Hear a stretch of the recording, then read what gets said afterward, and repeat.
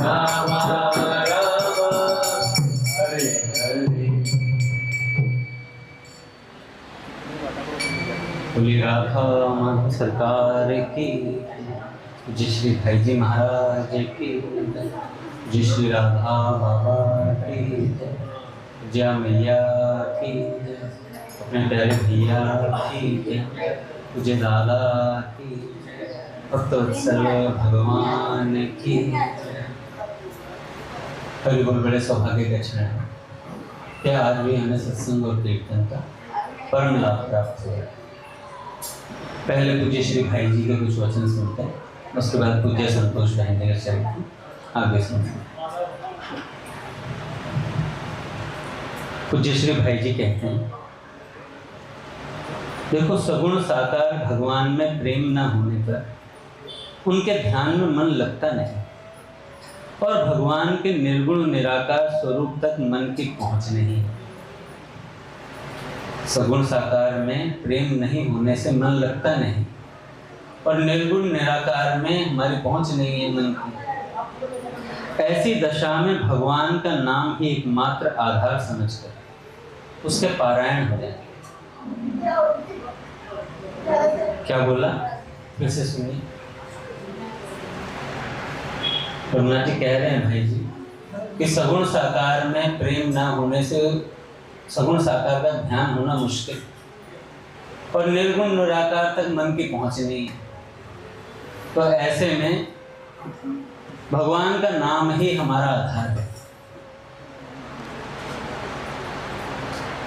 कलयुग में भगवान का नाम ही एकमात्र साधन है, और सब साधन कठिन होने के साथ साथ स्वल्प फल देने वाले, अतः नहीं के बराबर है।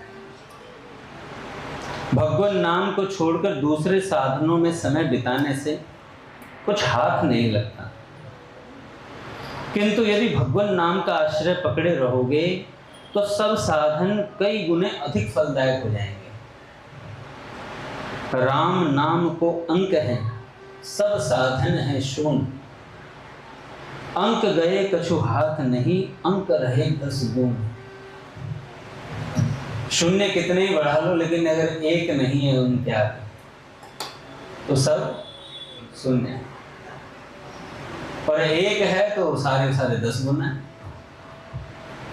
तो नाम स्मरण से मनुष्य की सभी कामनाएं पूर्ण हो सकती हैं, और नाम जपने वाले का कल्याण निश्चित है, क्योंकि नाम स्मरण के प्रभाव से निकृष्ट जीव अतिशय पवित्र और जगत पूज्य बन जाता है। नाम राम को कल्प तरु कली कल्याण निवासु, जो सुमिरत भयो भांगते तुलसीदास। भगवान के नाम का जीभ से उच्चारण करके लोग महान पुण्यात्मा एवं सुखी हो जाते हैं, किंतु जो लोग इतना भी नहीं कर पाते उनका विनाश निश्चित है। ऐसी दशा में जिस किसी प्रकार से हो, नाम जब सदा करते रहो। काशी में विधि पूर्वक रहकर शरीर छोड़ने से तथा प्रयाग में हठ पूर्वक प्राण त्याग करने से जो फल मिलता है, वह नाम में अनुराग करने से सहज ही प्राप्त हो जाता है। इसलिए सब कुछ छोड़कर केवल नाम में प्रीति करो। एक बार भगवान शंकर भोजन पाने के लिए बैठे, तो माता पार्वती जी विष्णु सहस्त्रनाम का पाठ कर रही थी। तो भगवान शंकर ने कहा कि प्रसाद, तो माँ ने कहा कि अभी विष्णु सहस्त्रनाम का पाठ से वो तो बहुत लंबा है। मैं शॉर्टकट बताता हूँ जो महात्माओं ने बताया। बोलो राम राम राम, हो गया काम। तो माता पार्वती ने कहा बस इतना सा, कह रहे हाँ बस एक बार राम बोलो, विष्णु सहस्त्रनाम हो गया। तो अच्छा बताया था एक महात्मा ने कि राम राम 2 बार क्यों बोला जाता है।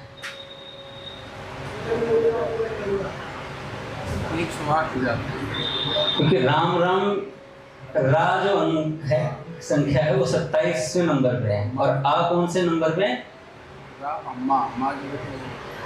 ऐसे इनका कुछ जोड़ करके ना वो बन जाता है। 54 हो जाता है एक राम का। र, आ और मा, इनका अगर संख्या निकाले जाए तो 2 बार में 108 हो जाता है। मेरे को बड़ा अच्छा लगा, महाराज जी ने मुझे मलुकपीठ सरकार बता रहे थे, बड़ा सुंदर बताया भैया। इसलिए पुराने समय से बड़े बूढ़े राम राम करते आ रहे, राम राम भाई राम राम ऐसे करते हैं।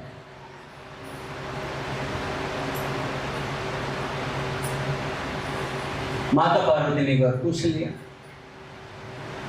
कि आप ये जो गले में मुंडमाला धारण किए रहते हो और राख लपेटे रहते हो, इसका क्या कारण है?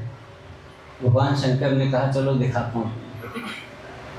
तो शमशान के पास ले गए, देखा तो एक अर्थी पर कुछ लोग राम राम राम नाम सत्य करते हुए आ रहे थे और राम का नाम ले रहे थे। तो भगवान शंकर ने कहा कि देखो अभी क्या होता है। फिर उसे जलाया गया, जला दिया। तो फिर उसके बाद भगवान शंकर ने ताजी ताजी भस्म लपेटी और बताया कि देखो इस जीव ने शरीर ही था, मृत था, लेकिन इसकी वजह से कितनों ने राम नाम लिया, इसलिए मुझे अतिशय प्रिय है, इसलिए मैं भस्म लपेटता हूं। माता पार्वती जी ने कहा बड़ा विलक्षण बात है। एक जगह भगवान शंकर ने प्रणाम कर दिया। मां ने पूछा क्या बात है, आपने यहाँ प्रणाम कर दिया? किसी व्यक्ति को प्रणाम किया था। तो उन्होंने कहा कि ऐसा क्यों किया आपने? तो भगवान शंकर ने कहा जो 3 बार राम बोलता है उसे मैं प्रणाम करता हूं। राम राम राम, भगवान शंकर प्रणाम कर रहे हैं।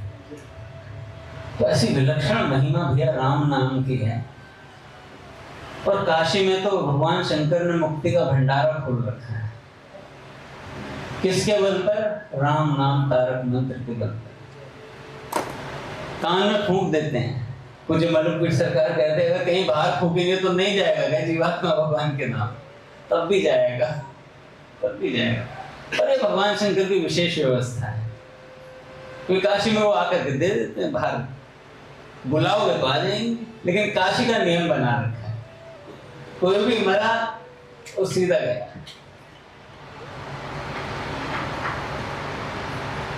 तो काशी में विधि पूर्वक रहकर शरीर छोड़ने से और प्रयाग में हठ पूर्वक प्राण त्याग करने से जो फल मिलता है वो भगवान के नाम से सहज प्राप्त हो जाता है। इसलिए सब कुछ छोड़कर केवल नाम में प्रेम करो। चाहे तुम पिछले जन्मों में कितने ही पाप क्यों न किए हो तुमने, यदि तुम भगवान की शरण में चले जाओ और कुसंग छोड़कर उनके नाम स्मरण में लग जाओ तो तुम्हारे जन्म जन्मांतर के पाप आज और अभी नष्ट हो जाए। बिगड़ी जन्म अनेक की सुधरे अब ही आज, हो ही राम को नाम जप तुलसी तज तू समाज। कल का काम नहीं है, स्वामी जी महाराज कहते हैं, अभी का नगद सौदा है। सौदा खरा खरा, एकदम खरा खरा सौदा है। आज लो, आज कई लोग कह देते हैं कि हमारे भाग्य में लिखा नहीं। स्वामी जी कहते हैं अभी मेरे सामने ले, लिख गया, तेरे भाग में लिख दिया राम नाम, और अभी ले नाम। यदि कहो कि कलिकाल हमें बहुत सताता है, भजन करने झूठी बात है। एक बात झूठी है, कोई कलिकाल नहीं सताता। हमारा आलस्य और प्रमाद हमें पछाड़े हुए हैं। पूज्य बाबा ने कहा कोई नाम जपना चाहता और जप, भाई जीव में लकवा मार गया तो अलग बात है, लेकिन कोई जपना चाहता और जप ना पा रहा, ऐसा होता नहीं है। वो जपना ही नहीं चाहता है। तो एक राम बोलने में क्या जाता है? और फिर साधक ऐसी बात पे और बड़ी भयंकर बात हो जाती है। मतलब जिन्हें महिमा का पता है, यदि कोई कहे कलिकाल में हमें बहुत सताता है, कलिकाल भजन करने नहीं देता, तो ऐसी हालत में भी तुम्हें घबराने की, निराश होने की आवश्यकता नहीं है। विश्वास रखो कि भगवान का नाम कली के दोषों को नष्ट कर तुम्हारी वैसे ही रक्षा करेगा जैसे भगवान नरसिंह ने हिरण्याकश्यप को मारकर अपने भक्त प्रहलाद की थी। यह जीभ तुम्हें भगवान के नाम गुणगान के लिए मिली है। भगवान के नाम गुणगान के अतिरिक्त और सब चर्चा मेंढक की टर टर के समान है। अतः जीभ को सदा भगवत भजन में ही लगाए रखो। तुम्हारे स्वार्थ परमार्थ दोनों ही राम जी के द्वारा सध सकते हैं। इस ओर हमारी दृष्टि कम जाती है, इस ओर हमारी दृष्टि कम जाती है कि हमें भगवान के नाम से बहुत कुछ प्राप्त हो सकता है। हम और साधनों में बड़ा दिमाग लगाते हैं कि भैया ऐसा कर लें, ऐसा कर लें, ऐसा कर। नाम को पकड़ लो एक बार, अच्छे से पकड़ लो, क्योंकि नाम हमें बचाएगा भैया। बहुत भयंकर लंबा, बाबा कहते हैं बहुत लंबा रास्ता है भाई, और मल जिसका लग गया उसके लिए बिल्कुल छोटा सा है। पूज्य प्राची दीदी कहती थी हमें तो लगता है कि राधा कुंड से वहां पहुंचने में, बरसाने में पहुंचने में समय लगेगा। श्री कृष्ण तो जब चाहे ऐसे ही पहुंच जाते थे, पता भी नहीं चलता। आज भी साधक ऐसे हैं भी ये तो पहुंच जाते हैं, उन्हें ऑटो पकड़ने की आवश्यकता नहीं होती है। जैसे जल को छोड़कर अपने सहित सारा संसार मछली के लिए वैरी के समान है, उसी प्रकार भगवान को छोड़कर अपने सहित सारे संसार को अपना वैरी समझो, क्योंकि यह तुम्हें फंसाने के लिए है, तुम्हारे फंसावट का कारण होगा। अच्छा अब ऐसा नहीं करना, घर जाकर के पत्नी से बोलते हैं तुम मुझे फंसाने आई हो, माता पिता से कह तुम्हारी वजह से मैं नरकों में पिट रहा हूं। ये बात नहीं है भैया। अपने सेठ जी, स्वामी जी, भाई जी वाली बात है, जग की सेवा खोज अपनी प्रीति उनसे कीजिए। किसी को पता ना चले हम कहाँ गहरे में उतरे जा रहे हैं, बात ही ना पता चले किसी को, सोचता रह जाए आदमी क्या है भाई। बड़े मुश्किल से मिलते हैं गहरे व्यक्ति जो भीतर सोचते हैं।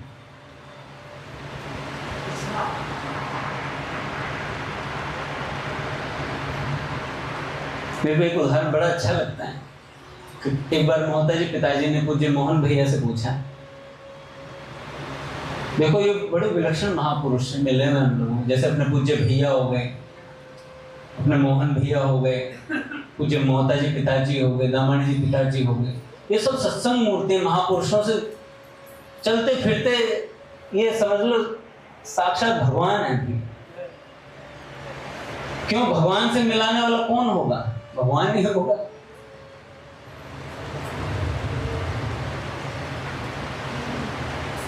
तो मोहन भैया से एक बार, पहले वैसी बात बता दूं, एक बार पूजा अपनी श्री माँ, जिन्होंने पद रत्नाकर के पद गाती है माँ, जिनको बाबूजी ने अपनी पुत्री स्वीकार किया, अरे भैया इतने बड़े बड़े कष्ट में भी कहते हैं अरे अंगद भैया दिल गार्डन गार्डन हो गया। मैंने तो सहानुभूति के लिए माँ को फोन करा था, उन्होंने मुझे सहानुभूति दे दी। भाई पति चले गए कोरोना में, बेटा चला गया, तो कह रहे बाबूजी को वहां आवश्यकता थी, राधाष्टमी मन रही है वहां पर, वहां पे व्यवस्था कौन करेगा? बाबू साहब थे ना, व्यवस्था करने के लिए बाबूजी ने बुला लिया। राधा जुम्मों पे आज धरो कौन गाएगा, इसलिए बेटे को बुला लिया। मेरे को बड़ा प्यारे लगते हैं भैया बाबूजी के पद जो है। मेरा बहुत आग्रह रहता है कि कोई भी प्रोग्राम हो तो एक पद जरूर गाया जाए बाबूजी का। शुरुआत ही कर दो बस ऐसे, कोई दिक्कत नहीं है, ज्यादा मत करो, ऐसे कह दो, आते शुरुआत करो, दो चकोर दो चंद्रमा दो अली पंकज दो दो चाकर दो, बस हो गया, बाबूजी का अवतरण हो गया तब का। दो चकोर दो चंद्रमा, बस इतना कहते ही बाबूजी बाबा आ जाते हैं। इतना कहते ही भैया, इतना कहते ही बाबूजी बाबा। महाभाव रसराज के, बस इतना बोलो, महाभाव रसराज, बस इतने महाभाव बाबा हो गए, रसराज बाबूजी हो गए, इतने में मूड वो कहते दुग्गल साहब का चैनल चेंज हो जाता है। तो बड़ा रस आता है भाई। कहाँ था मैं, क्या बता रहा था? तो श्री माँ जा रही थी कहाँ से गिरधर, अपने गीता भवन नंबर 1 के वो जो गेट्स है ना, अंदर घुसते हैं, इधर औषधालय की कुछ दवाइयाँ मिलती हैं और उधर ऊपर नारायण भगवान है। तो जैसे भीतर गुजरे थे तो मैं व्हील चेयर पे मोहन भैया को लेकर के जा रहा था अंदर की साइड, तो सामने से श्री माँ आती हैं, कहती हैं, मोहन भैया को यूँ देखती हैं घूर घूर के थोड़ी देर, और घूर के देखते तो मोहन भैया भी चश्मा पहने हुए थे, तो मोहन भैया ने भी देखा उठा करके, भैया तुम बहुत गहरे हो, भैया तुम बहुत गहरे हो। तो गहरे होते हैं भैया, वो गहरा ही समझ सकता है, जो खुद गहरा वही समझ सकता है। हमें क्या पता है, हमें तो देखेंगे आंखों में जाला सा है, हम गहराई नहीं समझ सकते संतों के नेत्रों की। एक बार ऐसे ही गीता वन नंबर 3 में बात चल रही थी, अपना गीता जयंती का प्रोग्राम था, तो मोहन भैया बैठे हुए थे और प्रोग्राम मोहता जी पिताजी ने माइक लिया हुआ था और बच्चों को संबोधन कर रहे थे। तो अचानक से मोहन भैया के मुख के आगे माइक रखा और कहा कि मोहन कहाँ हो तुम इस समय। देखो सोचने का समय मिले तो कोई व्यक्ति सोच के बोल सकता है, बनावटी बोल सकता है, लेकिन जैसे ही माइक लगा तत्काल मोहन भैया ने कहा राम जी के चरणों में। तो भाई कोई एकदम झटके से ऐसा बोले तो कितनी गहरी सोच होगी कि जो वहां बैठा हुआ है।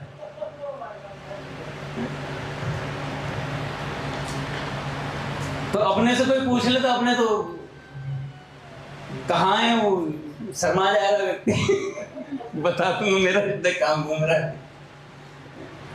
पंडित जी महाराज से एक साधक ने बोला महाराज जी हम तो मन ही मन नाम जप करते हैं। पंडित जी महाराज ने कहा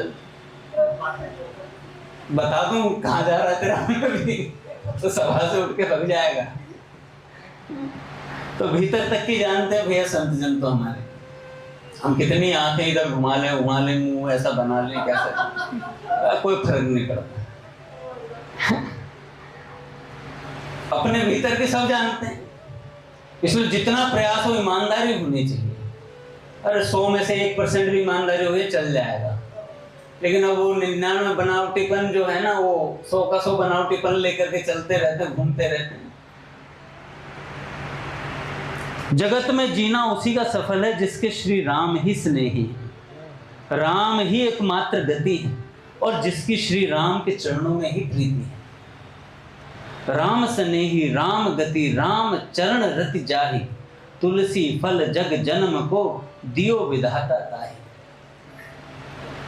जो लोग भगवान को छोड़कर किसी दूसरे का अथवा विषयों का भरोसा करते हैं, उन्हें इस लोक में तो सुख संपत्ति मिलती ही नहीं, मरने पर भी उनकी बड़ी बुरी दुर्गति होती है। अतः सबका भरोसा छोड़कर एकमात्र भगवान का भरोसा करो। भगवान को छोड़कर और सभी सहारे बालू की भीत के समान है। तुलसी श्री रघुवर तजी, करे भरोसो और सुख संपत्ति की काचली, नरकहु नाही ठोर। अपने अवगुणों को और भगवान की दीन वत्सलता सुहृदता आदि गुणों को देखते और समझते रहो। केवल इतने से ही तुम्हारा इस लोक में तथा परलोक में सहज कल्याण हो जाएगा। अच्छा, भगवान के अपने अवगुणों का और भगवान की दीन वत्सलता का पता कहाँ से चलता है? सत्संग से पता चलता है। सत्संग नहीं सुनेंगे तो हमें लगेगा हम बहुत सब कुछ ठीक ही कर रहे हैं, बढ़िया चल रहा है, एकदम सब बढ़िया चलता है।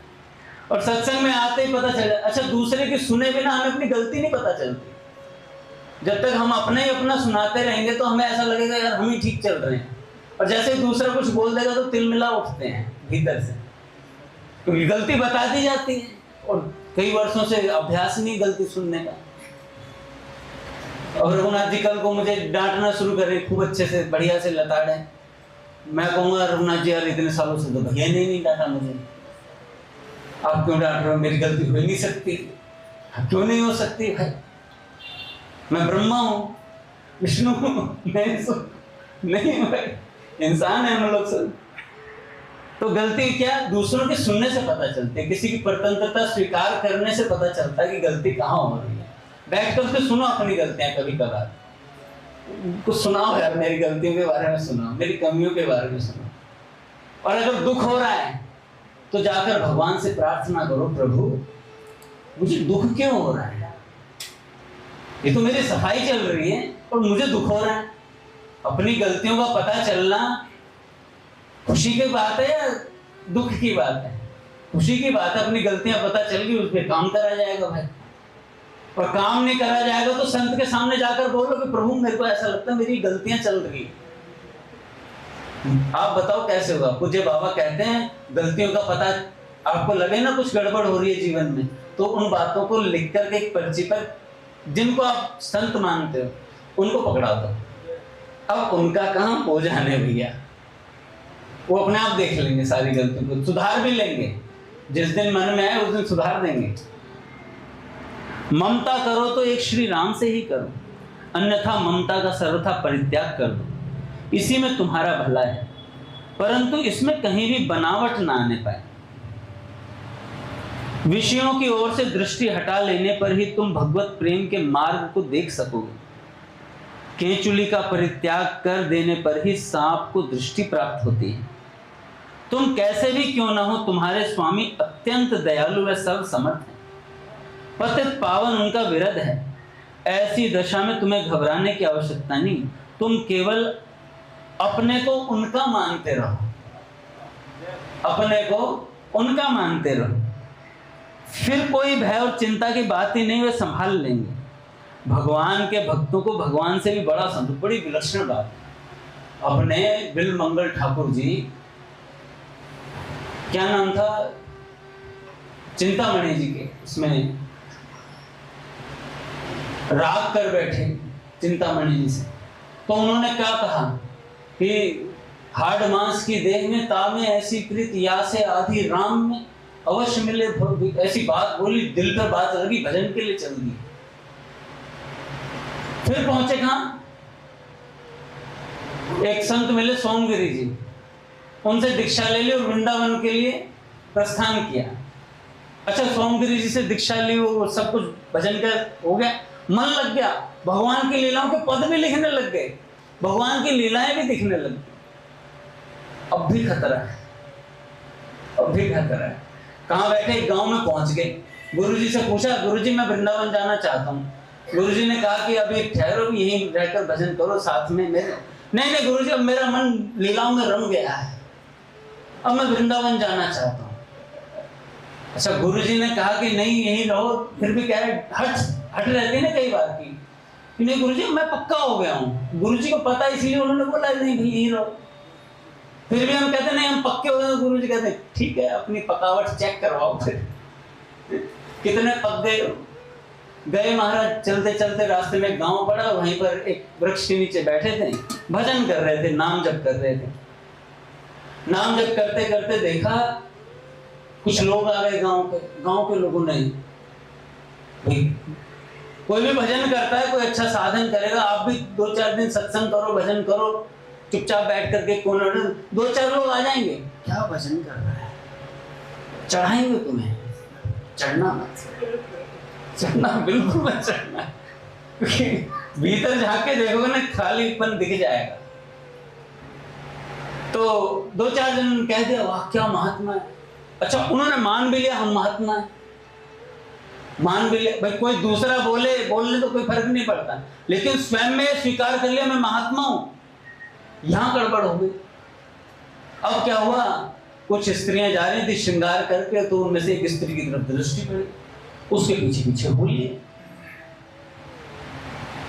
उसके घर तक पहुंच गए।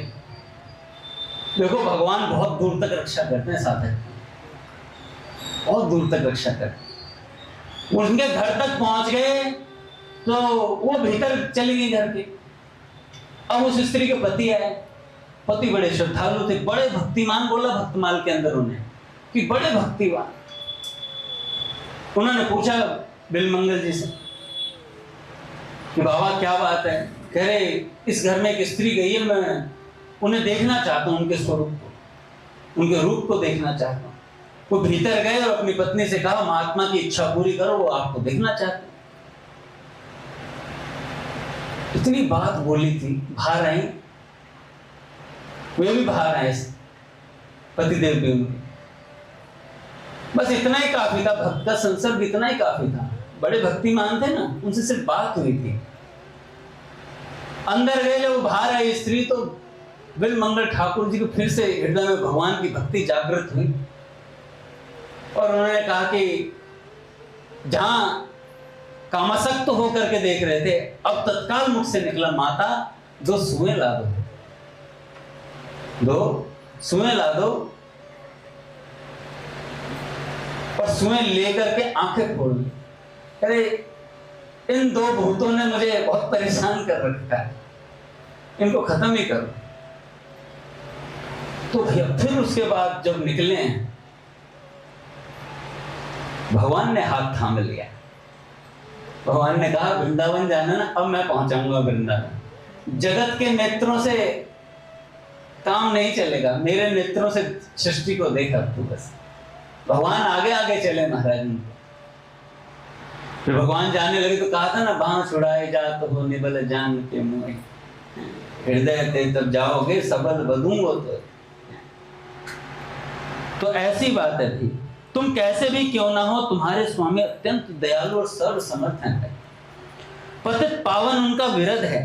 ऐसी दशा में घबराने की आवश्यकता नहीं, तुम केवल अपना मानते रहो नहीं, और फिर किसी चिंता की आवश्यकता नहीं।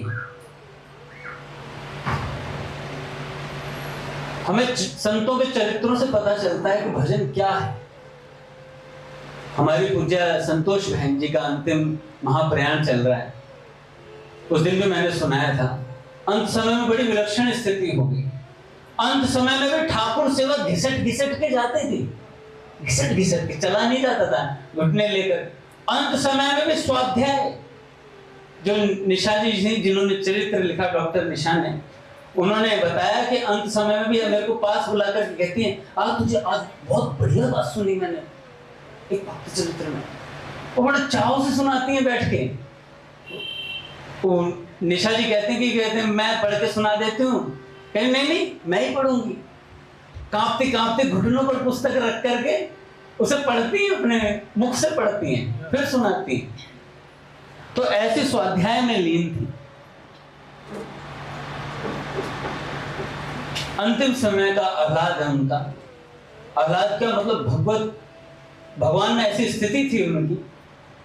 पूज्य बहन जी बरामदे में उस पार मंदिर के दरवाजे पर टकटकी लगाए देख रही थी। चेहरे का आह्लाद देखते ही बनता था। शायद नहीं, निश्चय ही वहां ठाकुर जी प्रत्यक्ष दृष्टिगोचर हो रहे थे बहन जी। एकाएक हाथ को झटका मटका कर कुछ कुछ झूमती सी वे गा रही थी कि सखी हो श्याम रंग रंगी, सखी हो श्याम रंग रंगी। कुछ दिन पहले पूज्य राधा बाबा की अनुभूतियों की लीला परक अभिव्यक्ति लिए छप रही किताब, पूज्य बाबा की पुस्तक का नाम है सखी हो श्याम रंग रंगी, एक पुस्तक है बाबा। उसका मुख्य पृष्ठ शैवालिनी ने उन्हें दिखाया था। शैवालिनी कौन, याद है? पूज्य शालू देवी की कवाटी। उन्होंने बहुत सेवा करी इनकी, पूज्य संतोष बहन जी की। संभवतः इस वक्त उनका मन वहीं अटका था। उसकी स्मृति में डूबी वो फिर गा उठी, सखी हो श्याम रंग रंगी। उनकी मस्ती अद्भुत थी भाई। रोम रोम में छलकता आह्लाद में चौंकी। अपनी जिस स्थिति को सप्रयास दीनता के आवरण में सदा छुपा कर रखती थी, आज सब प्रत्यक्ष हो रहा था, दिखाई दे रहा था सारा आह्लाद।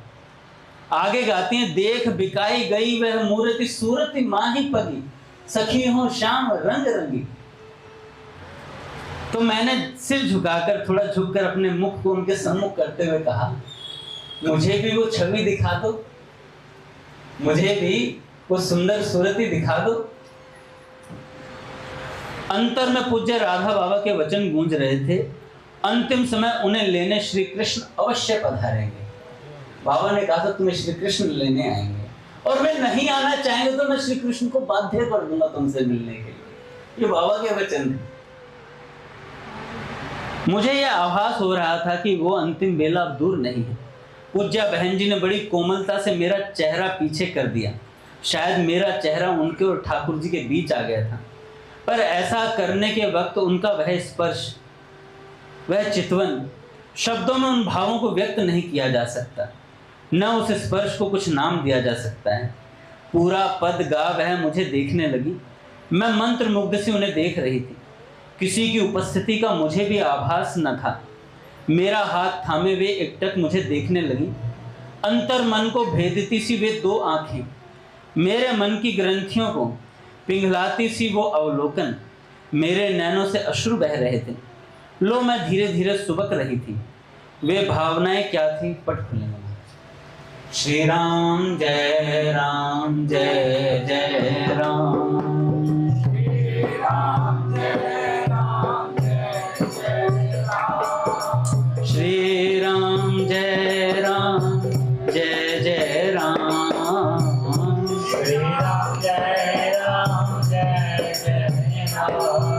श्री राम जय राम जय जय राम।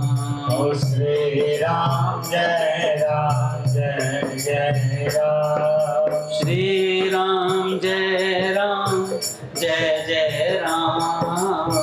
श्री राम जय राम जय जय राम। श्री राम जय राम जय जय राम। श्री राम जय राम जय जय राम। श्री राम जय राम जय जय राम। श्री राम जय राम जय जय राम। बोलिए राधा माधव सरकार की जय।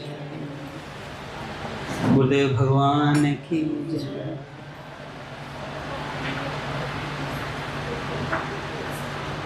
तो ये भावनाएं क्या थी, शब्दों में व्यक्त नहीं किया जा सकता।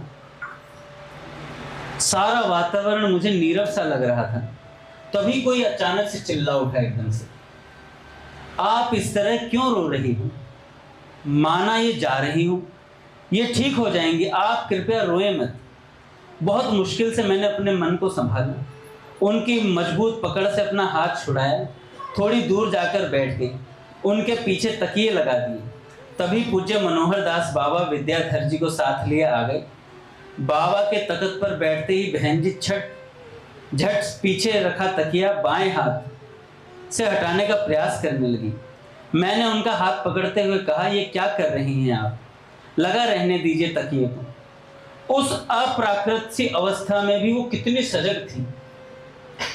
वैष्णवोचित परिपाटी की शिक्षा देती सी बोल पड़ी, बड़ों के सामने, संतों के सामने तकिए के सहारे बैठना उचित नहीं है।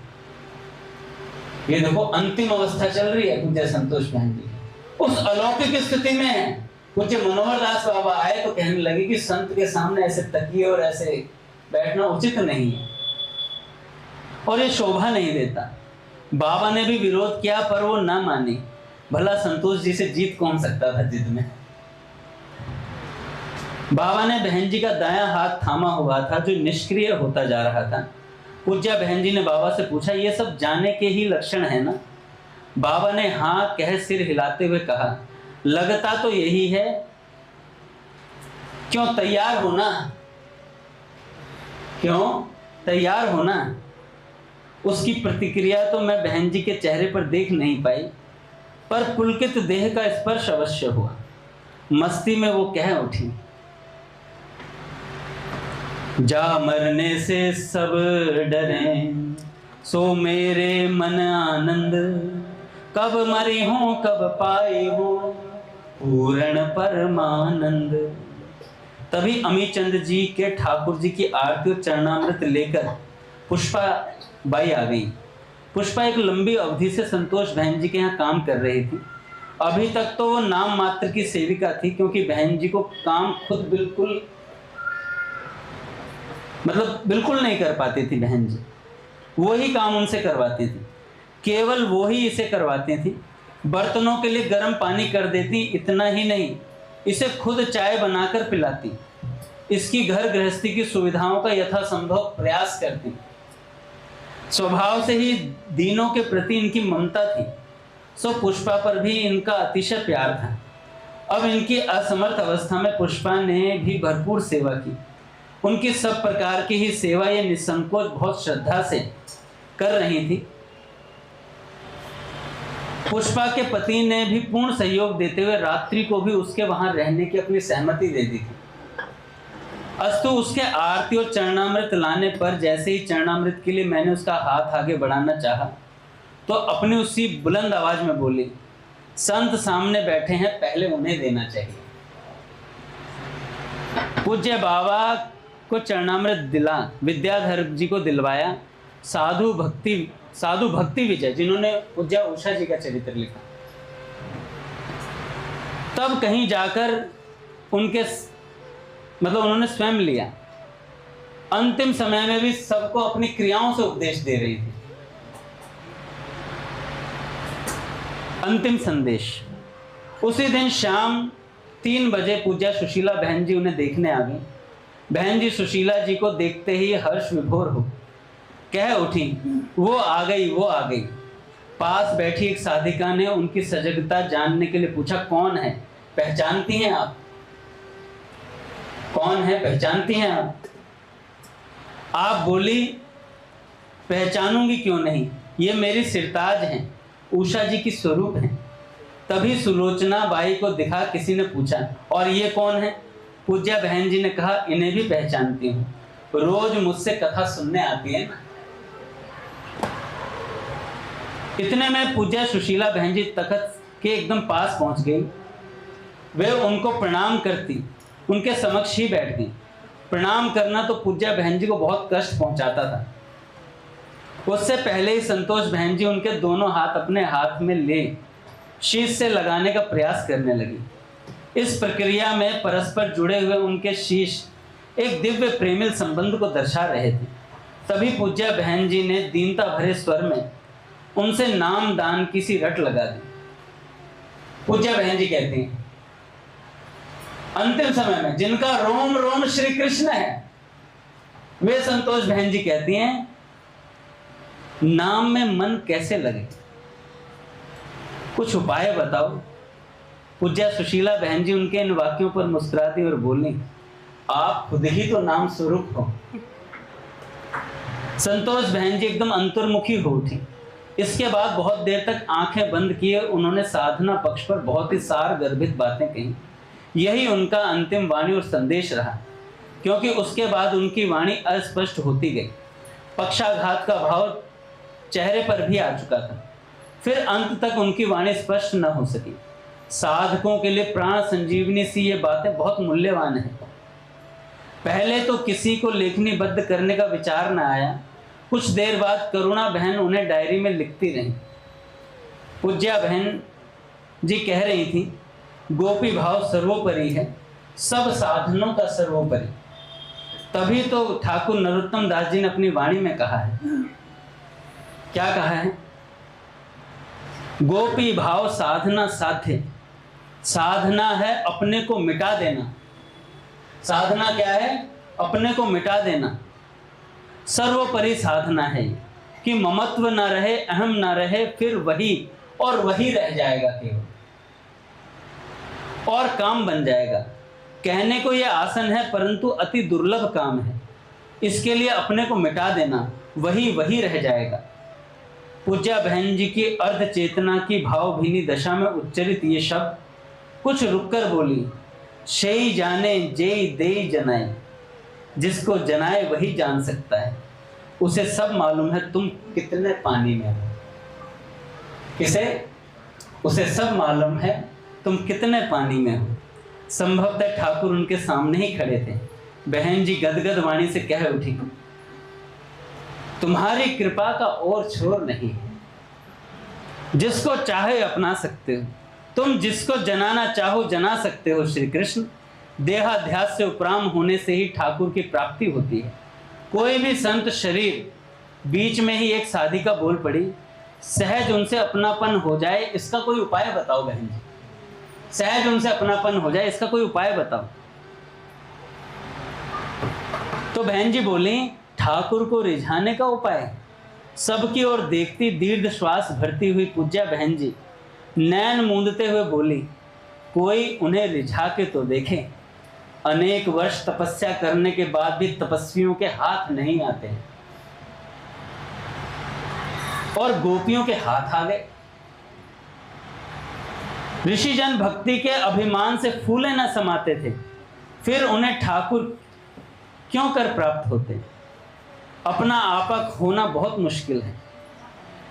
कुछ देर स्तब्धता सी रही। फिर किसी ने कहा, बहन जी आप तो चारों ओर से इतने उत्कृष्ट संतों और वैरागियों से घिरी हुई हैं। मैं अपात्र अयोग्य जो आपके साथ जुड़ी बैठी हूँ, मेरा भी कुछ हो जाएगा, कुछ कर दीजिए। हमारे तो भैया संतों से हम क्या ऐसे ही मांगते हैं। मेरा क्या होगा? अनायास ही अपनी लटक में पूज्या बहन जी निज स्वरूप में स्वीकारोक्ति प्रकट करते हुए कह उठी, मेरे पास कोई ऐसा व्यक्ति तो आ ही नहीं सकता। मेरे पास कोई ऐसा वैसा व्यक्ति आ ही नहीं सकता। उसको क्यों पूछते ही बोली, मैं उनकी जो हूं। और उस समय उनके चेहरे पर लाज भरी आभा थी कि मैं उनकी जो हूं। इसके बाद जो वे मौन हुई, हम उनकी वाणी को तरस गए। अपनी बुलंद आवाज से हमें भक्त गाथाएं सुनाने वाली, पथ निर्देशन करने वाली, पल पल सावधान करने वाली की वाणी ने विश्राम ले लिया था। उस दिन एकादशी को दिया गया उनका यह अंतिम संदेश जिस जिस व्यक्ति ने उनके श्रीमुख से श्रवण किया, धन्य धन्य हो गया। उस वक्त अपूर्व दिव्य वातावरण था। थोड़ी देर बाद पूज्य सुशीला जी व अन्य कुछ बहनें चली गईं। उनके जाते ही संतोष बहन जी ने अपने को पूर्णतया समेट लिया था। एकदम अंतर्मुखी हो गई। धीरे धीरे उनकी दशा चिंतनीय होती गई। अर्ध चेतना किसी उस अवस्था को देख सभी को लगने लगा मानो वह एकादशी का दिन बहन जी के प्रिया प्रीतम से मिलन का स्मृति दिवस ही बन जाएगा। देखो, संतजन अंतिम समय में भी उपदेश दे जाते हैं। बाबूजी के अंतिम समय में बड़ी विलक्षण घटनाएं घटी थी पूज्य भाई जी। एक घटना जो मुझे बहुत प्रिय लगती है, रात्रि में 1:30 बजे बाबूजी का मुख सूख गया था और होठों पर यहाँ पर ना वाइट सी जो काई सी वो ऐसी जम गई थी और बाबूजी के होठ चल रहे थे। पूज्य श्री भाई जी होठ चलते हुए देख करके डॉक्टरों ने सोचा कि ये बार बार होठ हिला रहे हैं तो इसलिए इनके होठ सूख गए हैं। तो बाबूजी से जाकर के बोले कि हम कुछ जल डाल देते हैं मुख में और आप ना ये होठ हिलाना बंद कर दीजिए। तो बाबूजी क्या कहते हैं? पूज्य भाई जी कहते हैं, जब करसी मारवाड़े में जब करसी मतलब जब कर रहा हूं। तो जो डॉक्टर साहब जिन्होंने संस्मरण लिखा उन्होंने कहा कि देखो, महापुरुष अंत समय में भी हमें सिखा कर गए हैं कि कैसे नाम जप किया जाता है अंतिम अवस्था, इतनी पीड़ा की अवस्था में भी। तो डॉक्टर साहब कहते हैं आज भी वो संस्मरण याद करके रोंगटे खड़े हो जाते हैं और नेत्र भर जाते हैं कि कैसे संतजन हमें सिखा के गए हैं कि अंत समय में भी नाम जप किया जाए। और वो डॉक्टर जो थे ना, भाई जी कहते हैं ये डॉक्टर ऐसे ही नहीं आए, इनका कभी कल्याण नहीं हो सकता था। मेरे पास आना भी इनके भगवत पथ पर चलने की व्यवस्था है।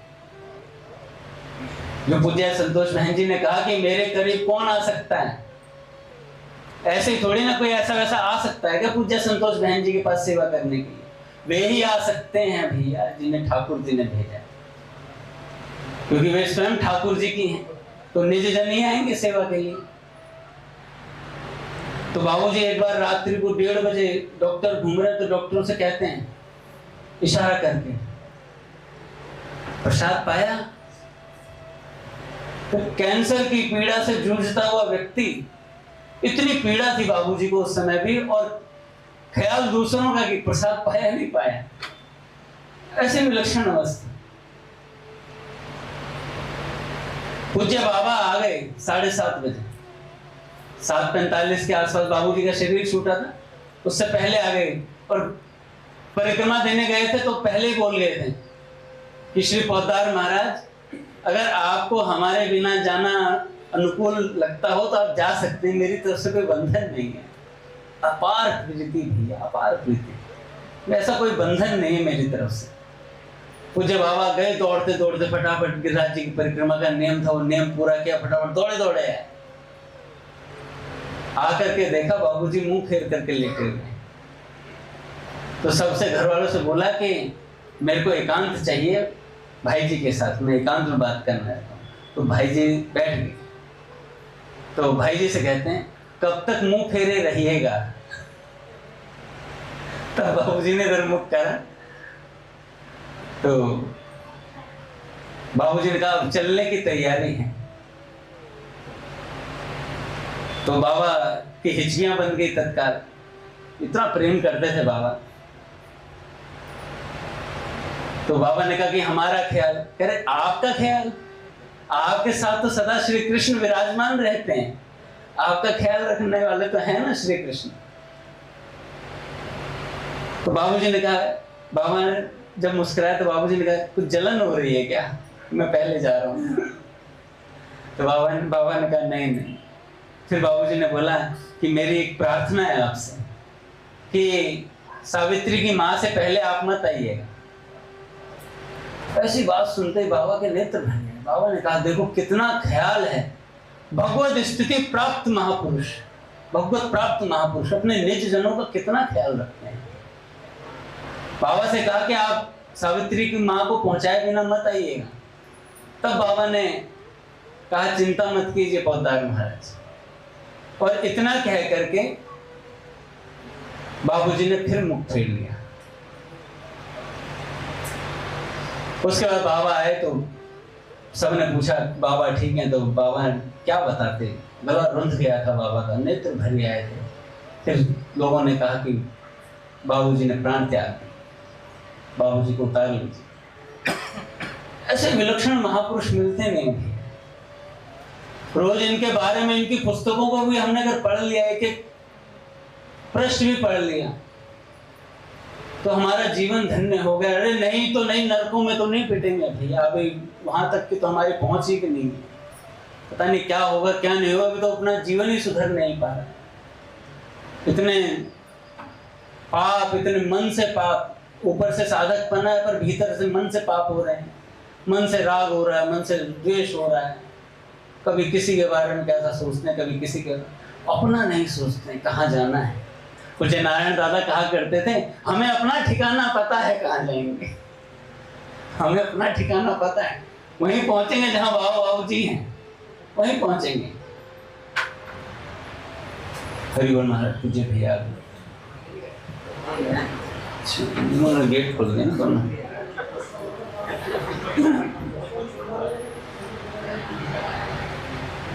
तो पूज्य संतोष बहन जी अंतर्मुखी हो गई थी, इतनी अंतर्मुखी हो गई भैया। कुछ साधिकाओं का उनकी इस अवस्था में विचलित होकर डॉक्टर के पास जाना अस्वाभाविक न था। सब सोचते हैं कि भाई महापुरुष बच जाएं, फटाफट डॉक्टरों के पास भागते हैं। एक बार अपने पूज्य भैया, जब पंडाल वाला वो था, तो पूज्य भैया का स्वास्थ्य बहुत खराब हो गया। अब पूज्य भैया स्वास्थ्य, हम भाग रहे हैं इधर से उधर, जायज सी बात है भैया, भागेंगे भी भाई। पूज्य भैया यहाँ पर एक बार यहाँ पर भी हुआ था, ऊपर जब ये मंदिर बन रहा था सेकंड फ्लोर पर, पूज्य भैया का बहुत स्वास्थ्य खराब हो गया था। तो दवाई वगैरह लाने गए, उधर इधर से कुछ दवाई वो बंदोबस्त करने लगे। अपने राय बहादुर प्रभु जी थे, तो उनके पास भी गए कुछ दवाई का उपचार वगैरह लेने के लिए, और कोई महामंत्र ना जपे, हम तो पागल में इधर वगैरह सब। जब पूज्य भैया ठीक हो गए थोड़े से, पूज्य भैया ने कहा, समझाया बैठा करके, बेटा जब ऐसी स्थिति हो तो भगवान नाम का सहारा लेना चाहिए, उस समय भगवान का नाम सुनाना चाहिए, तब तो हमें समझ में हाँ है ऐसा भी करना चाहिए। लेकिन ये स्वाभाविक होता है, जिनसे हम प्रेम करते हैं ना, हम चाहते हैं, उस समय समझ में ही नहीं आता, फटाफट दौड़ते हैं इधर से उधर, कोई दवाई का उपचार हो जाए, कुछ बात हो जाए, ये स्वाभाविक भी है। पर फिर भी साधक तो है, तो भैया कुछ नाम जप में लग जाए, कुछ तो वो भी व्यवस्था करें। तो ऐसे ही पूज्य संतोष बहन जी के साथ जो साधिकाएं थी, सब डॉक्टरी के लिए भाग रही थी इधर से उधर। बेहतर इलाज सुविधा होने से उनकी स्थिति बार बार सुधरती सी दिखती। उन दिनों शैवालिनी की तन मन प्राण पगी सेवा तो अतुलनीय रही, अतुलनीय सेवा करी उन्होंने। तटीय स्थान पर रह रहे कुछ उच्च कोटि के साधकों का श्रद्धा में सहयोग भी निश्चित ही साधुवाद के योग्य है। पूरे 40 दिन अस्पताल में रही पूज्या बहन जी ने अपने स्पर्श से इन सेवा करने वाले परिचितों अपरिचितों को पावन किया। वस्तुतः 28 जून एकादशी को जो वो उस साम्राज्य में डूबी, तो एक पल भी उस स्थिति से उभरी नहीं। अपनी जिस स्थिति को जिंदगी भर वे सप्रयास छुपाती रही, अब दिनों दिन प्रकट हो रही थी। देहातीत बहन जी वस्तुतः रुग्णता, शारीरिक कष्ट से असंबंधित सी हर पल ठाकुर जी के सानिध्य में रहती, उन्हीं का चिंतन करती हर समय। 30 जुलाई को पूज्य बहन जी की बहन के पुत्र पूज्य श्री कृष्ण कुमार, जिन्हें कुक्कू कहते हैं, लखनऊ से यहाँ आ गए। इनका बहन जी से रक्त का संबंध तो था ही, इससे भी ज्यादा अध्यात्म के नाते श्रद्धा थी। बहन जी परम वैराग्यपूर्ण जीवन जिए। उन अल्प से वस्त्रों में अव्यवस्था में असुविधा हो रही थी। ये 4 नए ब्लाउज और पेटीकोट सिलवा लाए कुक्कू जी। बहन जी की कोमल दुबली काया पर मोटी धोती लिपटाने में मुश्किल होती थी, सो पतली मुलायम धोतियां खरीद लाए। इनकी हर सेवा श्रद्धा से ओतप्रोत थी। 1 अगस्त को पूज्य बहन जी के स्वास्थ्य में काफी सुधार देखने को लगा। उन्हें कुर्सी पर बिठा बाहर घुमाया भी गया। वे अपेक्षाकृत काफी सजग थी, सुनकर बहुत अच्छा लगा। सब निश्चिंत से हो गए। पूज्य बहन जी अभी कुछ दिन और हमें अपना सानिध्य प्रदान कर देंगी। उसी दिन दोपहर सामने ही बैठी एक साधिका को वो कुछ कहने का प्रयास कर रही थी, पर कुछ भी स्पष्ट नहीं था। उनकी राधा कृष्ण किसी ध्वनि सुन किसी ने कहा, बहन जी कह रही हैं सब राधा जी करेंगी। वास्तव में अस्पष्ट कह गई बातों का हम अपनी बुद्धि से अनुमान लगा लेते थे। उन साधिका ने बहन जी के मुख के पास जो अपना कान लगाया तो आहा, एकदम स्पष्ट सुनाई दे रहा था, श्री राधा कृष्णाभ्याम नमः। इतने आह्लादित उन्मादित स्वर में बोला गया ये युगल मंत्र उनकी वास्तविक स्थिति को उजागर कर गया। जिस तथ्य को सब प्रयास करने पर नहीं जान पाए, आज पता चला वे किस मंत्र का जप करती थी। आज तक किसी को ये पता ही नहीं था कौन सा मंत्र जपती। उनकी गोपनीय साधना पक्ष के और भी रहस्य थे जो जीवन भर वो सबसे छुपाती रही। प्रकट हो जाते, पर हम साधकों के प्रति अन्याय सा करते। प्रियतम श्याम सुंदर ने उनकी वाणी को छिपा लिया। उस साम्राज्य की झलक समक्ष देखते हुए भी सब गोपनीय ही रह गया। पूज्य मनोहर दास बाबा कुछ दिनों से वृंदावन से बाहर गए हुए थे। वस्तुतः बहन जी उनकी प्रतीक्षा में थी। वृंदावन लौटते ही पूज्य बाबा 2 अगस्त को पूज्य सुशीला बहन जी के साथ उन्हें देखने अस्पताल में पहुंचे। काफी शिथिलता थी। वाणी की शिथिलता के बाद अब पूर्ण शरीर में शिथिलता बढ़ती जा रही थी, मानो इस लोक से विदाई ले रही। सुशीला बहन जी भी गंभीर सी पास खड़ी थी। उन्होंने सुहृद जनों के सामने वो गंभीर तंद्रा में चली गईं। शाम तक उन्हें काल ज्वर ने आ घेरा, जिसे डॉक्टरों ने मलेरिया का नाम दिया। सबकी दृष्टि पूज्य बहन जी पर थी। जिसे डॉक्टरों ने मलेरिया का नाम दिया, उसी रात स्थिति इतनी बिगड़ी कि ऑक्सीजन देनी पड़ी। अगले दिन संध्या को सभी को उनके जाने का भान हो गया। उनकी नाड़ी मंद थी, रक्तचाप भी माप से परे जा चुके थे। लगभग सभी परिचित अस्पताल में थे। सुबह 7:25 पर सबकी ओर अपनी दृष्टि कर सबसे मौन विदाई ले पूज्य संतोष बहन जी के नयन जो ऊपर को चढ़े तो सदा के लिए उसी लोक के हो गए। नित्य लीला धाम में प्रवेश कर उन्होंने अपने सानिध्य से हम सबको वंचित कर दिया। बोले राधा माधव सरकार की। करुण मन से सभी ने राधा नाम के धुन शुरू कर दिए। जय राधे जय श्री राधे, जय श्री राधे, जय राधे जय श्री राधे,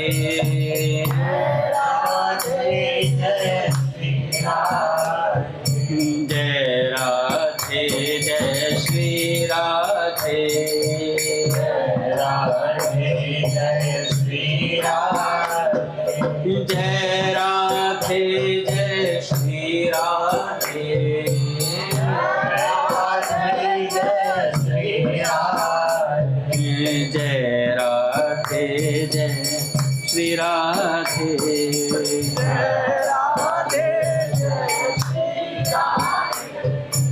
आगे 4 रस थे। भोर होते ही संतों, श्रद्धालुओं और साधकों ने श्रद्धांजलि देना शुरू कर दिया। पूज्य देवी जी की देखरेख में अंतिम समय की सब क्रियाएं संपन्न हुई। पूज्य भाई जी वह राधा बाबा के प्रिय संकीर्तन राधिका रमण अम्बुज नयन, राधिका रमण अम्बुज नयन, नंद नंदन नाथ हे, नंद नंदन नाथ हे, गोपिका प्राण मन मथ मथन, गोपिका प्राण मन मथ मथन, विश्व रंजन कृष्ण हे, विश्व रंजन कृष्ण, राधिका रमण अम्बुज नयन, राधिका रमण अम्बुज नयन, राधिका रमण अम्बुज नयन, राधिका रमण अम्बुज नयन, राधिका रमण अम्बुज नयन, राधिका रमण अम्बुज नयन, नंद नंदन नाथ हे, नंद नंदन नाथ हे, गोपिका प्राण मन मथ मथन, गोपिका प्राण मन मथ मथन, गोपिका प्राण मन मथ मथन, गोपिका प्राण मन मथ मथन, विश्व रंजन कृष्ण हे, विश्व रंजन कृष्ण हे, राधिका रमण, राधिका रमण, राधिका रमण, राधिका रमण, राधिका रमण, राधिका रमण, राधिका रमण,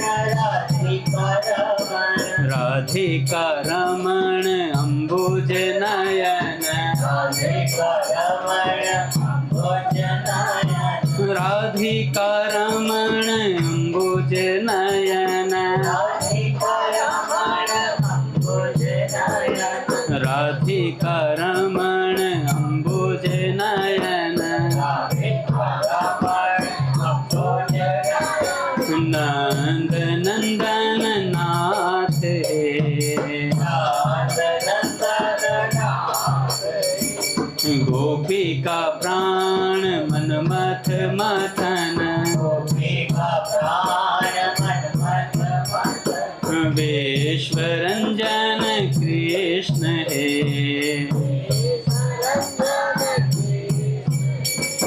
राधा राधा राधा राधा, राधा राधा राधा राधा,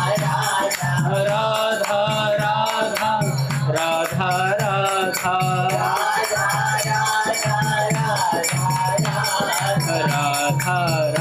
राधा, राधा राधा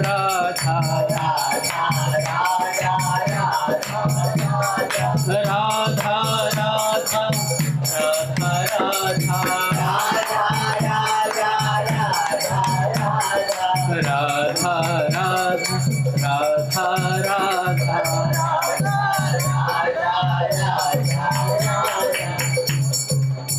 राधा सरकार की। एक बहुत अच्छा संस्मरण है तो जब संतोष बहन जी का संस्मरण का नाम है बस इनका पल्ला पकड़ा लो। करीब पूज्य श्री रामकृष्ण